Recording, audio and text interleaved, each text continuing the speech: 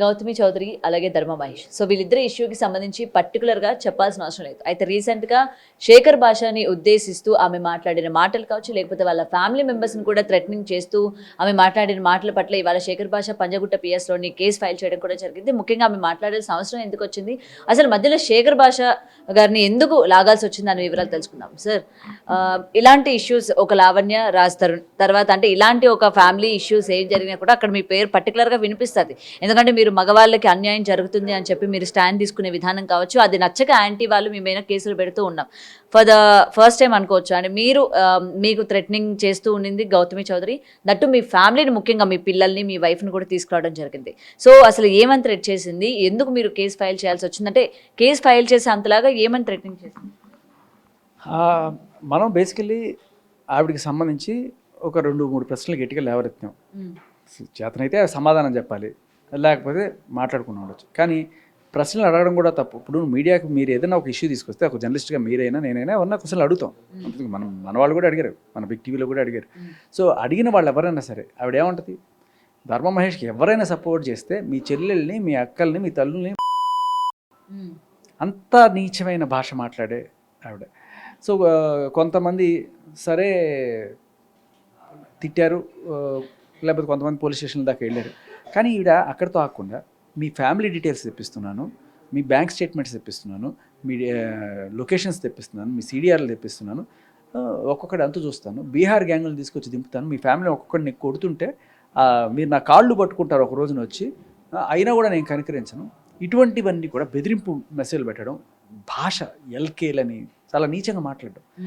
So ఇది అక్కడితో అయిపోకుండా నన్ను, నా పేరు తీసి ఇక్కడ నా పేరు అంటే ఇది అంతా జర్నలిస్టులు అందరినీ ఉద్దేశించి చాలామంది జర్నలిస్టులను తిట్టింది. బట్ నా పేరు తీసి అడుగు తినేవాడు, చెక్కగాడు, అడుగు తినేవాడు నీకన్నా బెటరు అని చెప్పి చాలా డిఫేమింగ్గా మాట్లాడి, అక్కడితో కూడా ఆకుండా వీడికో కూతురు నేను దాని జోలికి వస్తా, నువ్వు నా గురించి ఏదైనా మాట్లాడితే నేను దాని జోలికి వస్తా. అలాగే రేపు ఎప్పుడైనా సరే ఒక నలుగురు ఎవరన్నా వచ్చి ఆ అమ్మాయిని, ఇది 4 ఏళ్ల పాపని నోటికొచ్చిన ఆమెకు కూడా పిల్లాడు ఉన్నాడు కదా, మీకు ఒక్కసారి వినిపిస్తాను, మీకు చూడండి.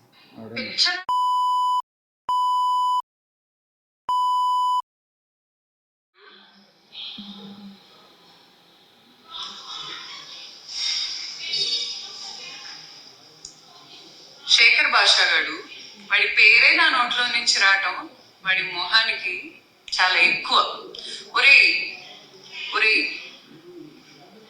నీకన్నా రోడ్డు మీద అడుక్కు తింటున్న వాళ్ళు డిగ్నిఫైడ్ గా బతుకుతున్నారా?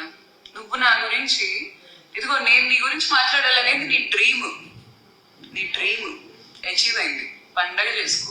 నీకు కూతురు ఉంది కదా, నా జోలికి రా, దాని జోలికి నేను వస్తాను.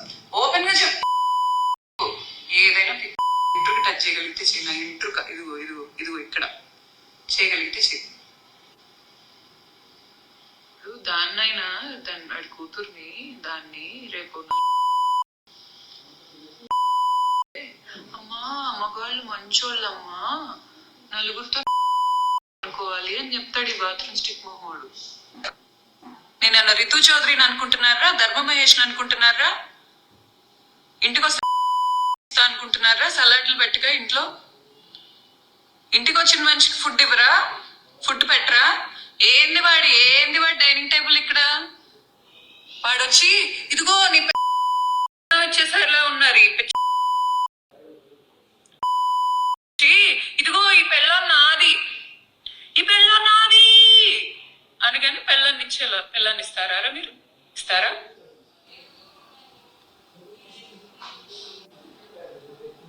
అలాంటి వాడి గురించి మీరందరూ ఫైట్లు వాడికి, మీ వాడితో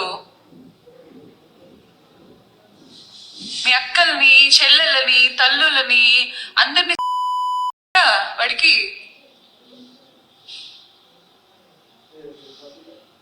చెయ్యండ్రా.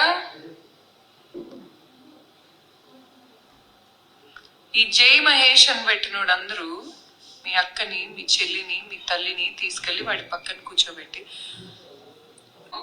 నీ సైడ్ ఇంటర్వ్యూ తీసుకుంటే తప్ప జర్నలిజంలో తీసుకోకూడదా అని అడుగుతున్నాడు. అని ఎవరన్నారండి మీరు తీసుకోకూడదని? మీకు డబ్బులు ఇచ్చాడో ఇవ్వలేదు, డబ్బులు ఇవ్వకుండా కూడా మీరు ఫ్రీగా ఎంత చండాలం చేస్తున్నారేమో చేసుకోండి. చాలా అండర్ఎస్టిమేట్ చేశారు కదా నన్ను, చాలా అండర్ఎస్టిమేట్ చేశారు కదా. మీకు డబ్బులు ఇస్తున్నోడే మీకు డబ్బులు ఇస్తున్నోడిదే మొత్తం ఉంది నా దగ్గర. మీరు తీసుకుంటున్న వాళ్ళు కదా, మీ బ్యాంక్ స్టేట్మెంట్లు నేను తెప్పించానని, మీ ఫోన్ డేటాలు నేను తెప్పించానని, మీ గురించి నేను తెలుసుకోనని అనుకోకండి. ఇది నేను బిగ్ టీవీ యాంకర్కి చెప్పట్లా. సో ఇక్కడ ఒకటి ఓకే, మీరు మాట్లాడారు, ఏదైనా ఉంటే మీతో డైరెక్ట్గా చూడకుండా మీ ఫ్యామిలీని, ముఖ్యంగా మీ పాపని అనాల్సిన అవసరం ఏమండి? ఇది కూడా మీకు కంప్లీట్ చేసేస్తుంది. ఒకసారి చూడండి. బీహార్ గ్యాంగ్ని తీసుకొచ్చి కొట్టిస్తాను అంటే ఊరికి మనం ఏది నోటి మాట చెప్పాం, సాక్ష్యం ఉంటేనే మాట్లాడతారు శేఖర్ భాష. మొత్తం సాక్ష్యంతో సహా నేను ఇవాళ ఇవన్నీ పోలీస్ స్టేషన్కి ఇవ్వడం జరిగింది. దీంట్లో ఆవిడ ఒరే గజ్జి కుక్కల్లారా అంటది, మీ ప్రతి డీటెయిల్స్, మీ ఫ్యామిలీ డీటెయిల్స్ మొత్తం నేను తీపిస్తున్నా. ఎందుకు తీపియాలి? వేరే వాళ్ళ పర్సనల్ డీటెయిల్స్ ఇప్పటికి ఏం పని? బ్యాంక్ స్టేట్మెంట్స్ అట, నా ఏంటిది మీడియా వాళ్ళందరికీ చెప్తున్నాను, అరే ఎల్కే గాళ్ళారా అంటే ఇంకా మీకు ఏమైనా అయితే ఏ బీహారోడో వచ్చి కొడితే అది మనసులో గుర్తు తెచ్చుకోండి, ఇది గౌతమి చౌదరి జీసీ అని చెప్తుంది. నా వెంట్రుక టచ్ చేయండి చూద్దాం. మీరు ఈరోజు మీది అనుకుంటున్నారుగా, కొడకల్లారా నా కార్డు పట్టుకొని మీరు ఏడుస్తారు. ఇట్స్ ఎ ప్రామిస్ అంటారు. మళ్ళీ ఇలా అంటే ఇదొకటే కదా, ఇంకా థ్రెటనింగ్ మెసేజెస్ పెట్టడం కొంతమందికి. వాళ్ళు ఇంకొక జర్నలిస్ట్ ఎవరు ఆయనని పంది అని చెప్పి, ఆయన ఒక పందిలా ఉంటాడు ఫోటో పెట్టి అలా ఆయన్ని కించపరచడం. చాలామంది అంటే ఆవిడ క్వశ్చన్ చేయడమే తప్పు.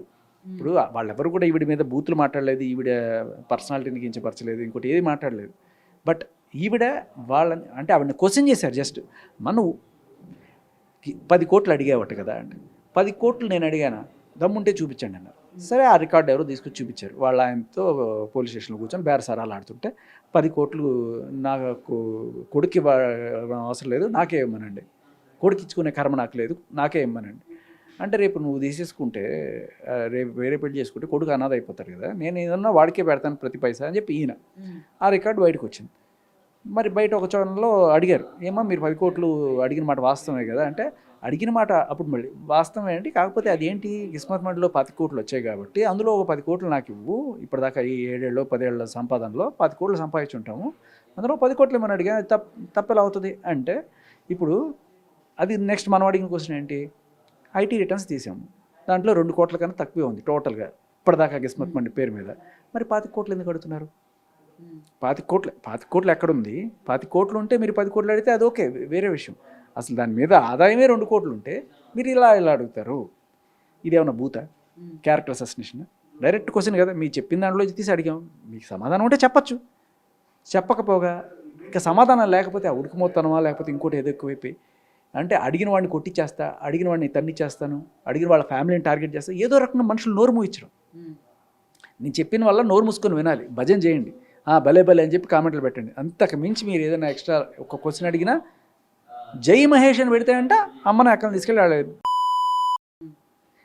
అంత నీచమైన భాష, థ్రెటనింగ్, ఇలా అందరినీ చేస్తే జర్నలిస్టులని, అలాగే నా పర్టికులర్ నా పేరు తీసి నా ఫ్యామిలీని టార్గెట్ చేయడం అనేది, నేను వెళ్ళి ఈ సాక్ష్యాలన్నీ పెట్టి కేసు పెట్టడం జరిగింది. పోలీసులు స్పందించారు, కేసు పెట్టారు.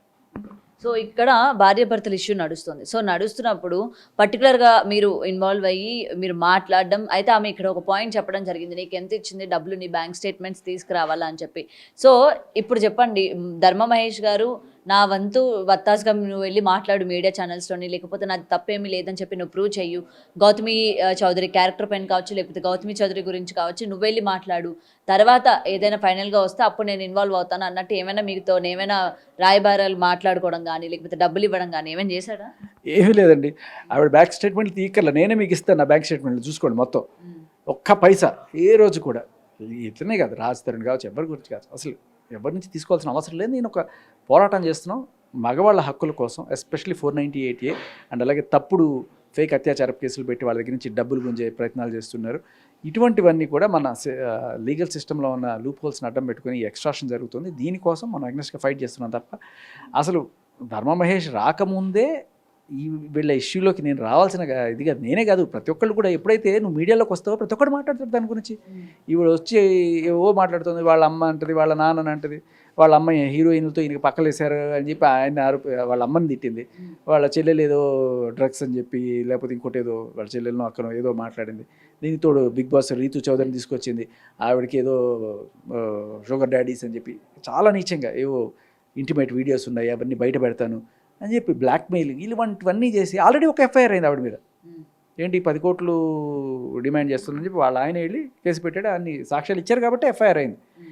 సో అంటే అంత నీచంగా ఇక ఎవడైనా సరే అడిగితే ఇట్లా తెస్తామని మీడియా అనేవాళ్ళు అడుగుతారు. నువ్వు మీడియాకి వస్తే నన్ను అడగమనే, నువ్వు చెప్తుంటే ఊరికే చెవుల్లో ఇది పెట్టుకొని ఎవరు భజన చేయరు, కామెంట్లు పెట్టే వాళ్ళు పెడతారు. సరే కొంతమంది మరీ హార్ష్గా నాన్ పొలిటికల్గా కూడా పెడతారు కొన్నిసార్లు మర్యాద తప్పు. గౌతమి గారి క్యారెక్టర్ గురించి మాట్లాడారా? ఏ రోజు కూడా యాక్చువల్గా చాలామంది మాట్లాడుతున్నారు. అప్పుడు కూడా నేను చెప్పాను మూర్తి గారికి ఆవిడకి ఏమైనా ఉందా అంటే, అయ్యా నాకు అటువంటి నేనేమీ అనుకోను, కానీ ఆయన ఇవిడికి సపోర్ట్ చేస్తున్నా అని చెప్పినప్పుడు ఆయన నిజాలు తెలుసుకొని మాట్లాడాలి. నేను అదే చెప్పాను. ఏ రోజు కూడా చాలామంది అసలు ఉంటుందని నేను అనుకోను కూడా, అదే చెప్పాను. అండ్ ఇంకా నేను చాలా క్లియర్ కట్ట వాళ్ళ బాబుకి కన్న తండ్రిని ఎందుకు దూరం చేస్తున్నారు ఇవే మనం మాట్లాడాం. ఏ రోజు కూడా మనకి అసలు మామూలుగానే మాట్లాడడానికి బూతులు రావు, బట్ ఆవిడని ఏ రోజు కించపరుస్తూ కానీ మనం డైరెక్ట్ పాయింట్ టు పాయింట్ తీసి అడిగాం. ఒక వీడియో చూపించాం, ఆవిడ చాలా రోజుల క్రితం ఒక వీడియో చేసింది, ఇదంతా ధర్మ మహేష్ చేసిందే. ఈ ధర్మ మహేష్ ఇది గిస్మత్ మండి అనేది ఆయన బ్రెయిన్ చైల్డ్, ఆయన కష్టపడి ఇవాళ ఇదాన్ని ఇక్కడ తీసుకొచ్చారు, ఇది దేర్ బేబీ అని చెప్పినప్పుడు మరి ఇవాళ వచ్చి నువ్వు నాది అని ఎలా అంటున్నావు అని అడిగాం మనం. ఇదేమన్నా భూత, ఇదేమన్నా క్యారెక్టర్ అసోసియేషన్? ఆవిడ మాట్లాడిన వీడియోని చూపించి అప్పుడు ఒక మాట ఇప్పుడు ఒక మాట ఎందుకు చెప్తున్నారని అడిగాం. చెప్తే సమాధానం చెప్పచ్చు. ఆవిడకి ఏమైనా సమాధానం ఉంటే అవునండి అప్పుడు అంత టర్మ్స్ బాగున్నప్పుడు అలాగే చెప్తామండి, లేదండి ఇప్పుడు అలాంటిది లేదండి ఏదో ఒకటి సర్ది చెప్పుకోవడం ఉండొచ్చు. అడగడమే తప్పు, నువ్వు అసలు నన్ను అడగకూడదు, నువ్వు ఎందుకు వచ్చావు మరి మీడియాలోకి? కానీ అసలు మీరెందుకు ఇన్వాల్వ్ అవుతున్నారు అందరు ఇష్యూస్లోకి? పర్టికులర్గా శేఖర్ పాషా గారి పేరు ఎందుకు వినిపిస్తుంది? మీకు అనవసరమైనవి, లేకపోతే ధర్మ మహేష్ గారు మీకు ఇంతకు ముందు ఏమైనా పరిచయమా, లేకపోతే మీకు ఏమైనా ఫ్రెండా, లేకపోతే గౌతమితో మీకు ఏమైనా రైవాలిటీ ఉందా? ఎందుకంటే వాళ్ళు ఇష్యూ అయిన వెంటనే మీరు వెళ్ళి మాట్లాడడానికి. చాలా మంచి ప్రశ్న. సో మీరు ఇప్పుడు అదే నాకు ధర్మాను ఫ్రెండ్ కాదు, ఈవిడే ఫ్రెండ్ కాదు, ఆయన ఎనిమి కాదు, ఈవిడే ఎనిమి కాదు, మరి నేను ఎందుకు ఒక స్టాండ్ తీసుకొని మాట్లాడుతున్నాను? లేకపోతే ఒక అన్యాయం జరిగిందనో, లేకపోతే దీంట్లో లాజికల్గా ఈ ఫాల్ట్స్ ఉన్నాయి, మరి ఐటీ రిటర్న్స్ చూపించమని ఎవరు ఎందుకు అడగలేదు? 25 కోట్లు అని చెప్పాను నా లీగల్, ఐటీ రిటర్న్స్ చూపించమని అడగడం భావ్యం కదా కరెక్ట్గా? దాంట్లో ఏమీ చెడు ఆపాదించడానికి ఏం లేదు, చూపిస్తే సరిపోతుంది కదా. ఇప్పుడు ఒక వీడియో చూస్తారండి మీరు, ఏదైనా ఒక న్యూస్ ఆర్టికల్ చూస్తారు, చూసిన తర్వాత దానికి స్పందిస్తారు, కొంతమంది కామెంట్లు పెడతారు, కొంతమంది అడుగుతారు, ఆ వీడియోకి ప్రతి వీడియో చేస్తారు. సో ఇది చేయకూడదు అని ఎక్కడ రూల్ ఉందా? మీడియా అన్న తర్వాత అదే కదా. మీడియా ముందుకు ఎందుకు పెడతారంటే మీ ఒపీనియన్ చెప్పమనే కదా, జనాల ఒపీనియన్ రిఫ్లెక్ట్ చేసేదే కదా మీడియా. సో మనం అడిగిన ప్రశ్న సహేతుకరంగా ఉంటే ఖచ్చితంగా అడగాలి, ప్రతి ఒక్కళ్ళు అడగాలి. ఇప్పుడు నేను ఎందుకు వచ్చానని చెప్పి మీరు అడుగుతున్నారు కదా, నాకు ఆయన చుట్టం కాదు, ఈవిడ పక్కం కాదు, ఏమీ కాదు. అయినా కూడా వై శేఖర్ భాష ఇస్ మ్యాటరింగ్ అంటే, ఇప్పుడు మీరు అడిగినట్టుగానే ఏదైనా ఇష్యూ వచ్చినప్పుడు ఎక్స్పర్ట్స్తో మాట్లాడతారు చాలా మీడియా ఛానల్స్, నాలాగే చాలామంది ఎక్స్పర్ట్స్ మాట్లాడారు. మరి మాట్లాడిన ప్రతి ఒక్కరి మీద నేను కేసులు పెడతాను అసలు అంటే మాట్లాడిన మాట, నువ్వు మీడియా హక్కుని, జర్నలిస్ట్ హక్కుని, వాక్ స్వాతంత్ర హక్కుని కాలు రాయాలని చూస్తున్నావు, విచ్ ఈజ్ రాంగ్. అలాంటప్పుడు మీడియాకి రాకూడదు. వచ్చిన తర్వాత ఒక ప్రశ్న ఇస్తే సమాధానం చెప్పుకో బూతులు తిట్టడం అంటే అదేం సంస్కారం? బూతులు తిట్టినా కూడా పక్కన పెట్టేద్దాం, ఫ్యామిలీని థ్రెటన్ చేస్తూ చిన్నపిల్లని, ఇదేమిటి? అబ్సల్యూట్లీ రాంగ్ కదా. సో అందుకని ఇప్పుడు మీరు ఓకే, మీరు ఏదైతే మగవాళ్ళకి అన్యాయం జరుగుతుంది అని చెప్పి మీరు ఏదైతే వెళ్తుందో మీ వరకు ఓకే, ఆమె ఎన్ని మాట్లాడుకున్నా మీరు డిఫెండ్ చేసుకోగలరు. ఈరోజు అసలు ఇన్వాల్వ్మెంట్ లేని వ్యక్తుల్ని తీసుకొచ్చి, ముఖ్యంగా 4 ఏళ్ల చిన్నారిని తీసుకొచ్చి ఎంత ఘోరంగా ఆమె మాట్లాడిందో కూడా విన్నాం. ఇవి మీకు అవసరం అంటారా? మరి ఒక కన్న కూతురు గురించి ఈ విధంగా ఆమె మాట్లాడుతూ ఉంటే దేనికోసం అని ఇలాంటి వాటిల్లోకి దూరాలి, నేను ఇలా మాట్లాడాలి అంటే ఇదే వాళ్ళకి కావాలి. ఇప్పుడు ఎవరైనా సరే మీరు ఏదైనా ఒక పోరాటం చేస్తున్నారు, ఒక నిజం కోసం పోరాడుతున్నారు అనుకున్నాం, ఒక్క మాట మీ అమ్మనో మీ చెల్లెలనో లేకపోతే ఎవరన్నా అంటే ఎందుకు లేరా ఇంకా చాలే మనం ఇలాంటి మాటలు అనిపించుకోవడానికి వచ్చామా అని చెప్పి వెళ్ళిపోవాలి. అదేనా మీరు చెప్పేది? సో ఇలాంటి వాళ్ళు 100 మంది రావచ్చు. ఇప్పుడు ఆ లావణ్య ఉంది, నన్ను రౌడీలు తీసుకొచ్చి కొట్టించింది, బూతులు తిట్టింది, ఇవన్నీ జరిగింది. వాళ్ళకి ఏంటంటే కొంతమంది కొడితే భయపడతారు, కొంతమంది వాళ్ళని తిడితే వదిలేస్తారు, అప్పటికి లేకపోతే వాళ్ళ ఫ్యామిలీని తిడితే వెళ్ళిపోతారు. ఇదంతా టెక్నిక్స్ అనమాట. మనిషి నోరు మూయించడానికి రకరకాల ప్రయత్నాలు చేస్తారు. డబ్బుతో మొదలెడతారు ఫస్ట్. నాకు ఫస్ట్ ఆఫర్ కూడా ఇచ్చారు వాళ్ళ తరపు నుంచి. ఎవరో ఒకళ్ళు ఫోన్ చేసి, నాకు ఇప్పటికీ కాల్ రికార్డింగ్ బయటపడడం ఇష్టం లేదు, వాళ్ళు ఎవరో ఏంటో, ఎంతో కొంత మంచిగా మాట్లాడండి, ఆవిడ గురించి మంచిగా చెప్పండి, మీరు నేను ఆవిడ గురించి నాకు పైసా అక్కర్లేదండి, ఆవిడ గురించి నేను తప్పుగా మాట్లాడంటే నాకు ఆ డీటెయిల్స్ పంపించండి.